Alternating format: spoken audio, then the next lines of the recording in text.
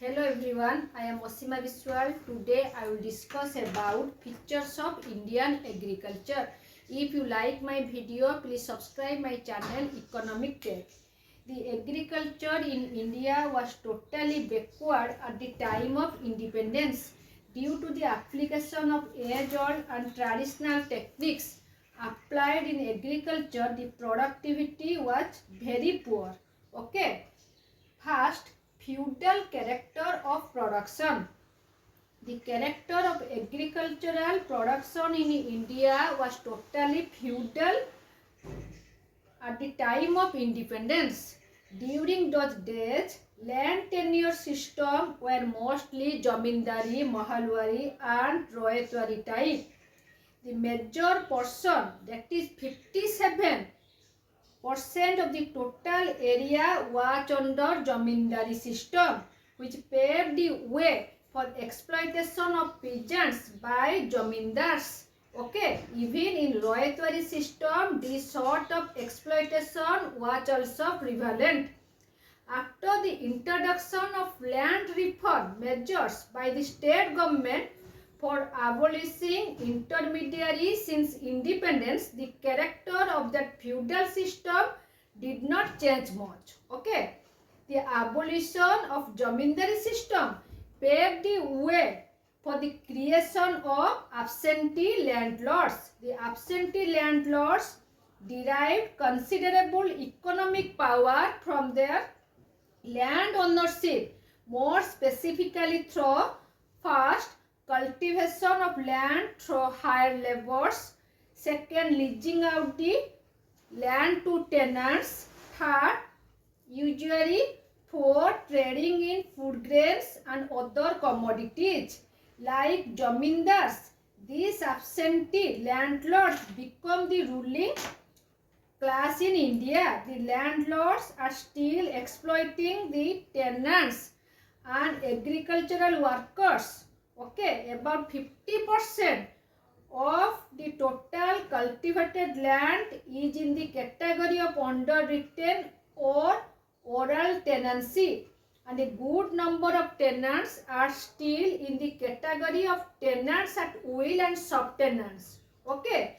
Moreover, there are two categories of agricultural labor: attached laborers, casual laborers. With the growing of eviction of tenants, the number of agricultural laborers is also increasing, leading to an increase in the degree of poverty and misery among the rural poor. Second, dualism in labor market. Second feature of the Indian agriculture. Okay. Dualism in the labor market becomes prevalent in India as due to excessive pressure of population on land. The level of wages in agriculture sector become considerably lower in comparison to that of industrial sector. Okay, the dualism started to exist in India labor market due to workers' ignorance of better opportunities outside agriculture, and also due to their inability to work in modern industrial system. This low level of wage in India agriculture sector is responsible for low per capita income, which in turn reduces labor productivity to a low ebb. Cheap agricultural labor paves the way for the adoption of labor-intensive cultivation and discourages mechanization on agriculture, usurious capital and growing indebtedness. Okay, in Indian agriculture, the use of usurious capital is quite huge in volume, and this leads to growing indebtedness among the poor farmers. During the pre-independence period, money lenders and Mahajanas are supplying the entire portion of agricultural credit at an exorbitant rate of interest, leading to exploitation of farmers. After independence, although the government introduced various steps such as development of cooperative credit societies, participation of bank in raising rural credit, etc., but all these could not benefit the small and marginal farmers, and thus they continue to depend on village money lenders to fulfill their credit requirements. These money lenders are still charging exorbitant rates of interest, manipulate their accounts, and ultimately seize land of the small and marginal farmers illegally. Thus, this flow of usurious capital in agriculture credit is responsible for growing rural indebtedness in the country. Fourth, orthodox farming techniques. Indian agriculture is still characterized by the use of orthodox farming techniques. Okay, major portion of the agricultural operation are still depending on biological source of energy, human and animal labor, rainwater, and organic manure, that is dung. Okay, after adoption of new agricultural strategy in 1966, okay, modern technique of production along with new HIV seeds were introduced in some states like Punjab, Haryana, and western Uttar Pradesh. This resulted a significant increase in agricultural productivity in those states. This has also resulted in inter-regional technological dualism as major portion of the agricultural land continues. Okay, this has also resulted in inter-regional techniques to follow orthodox methods, while only certain regions stands to follow modern techniques.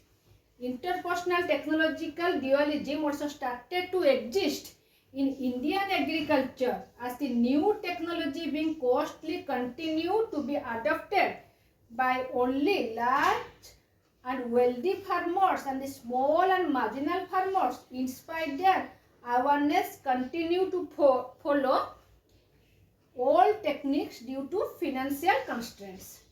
Then, fluctuation in agricultural output.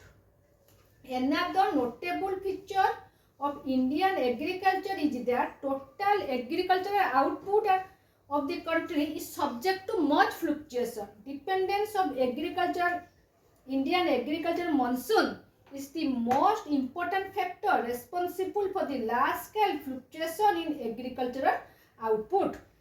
Then sixth, diversities in Indian agriculture.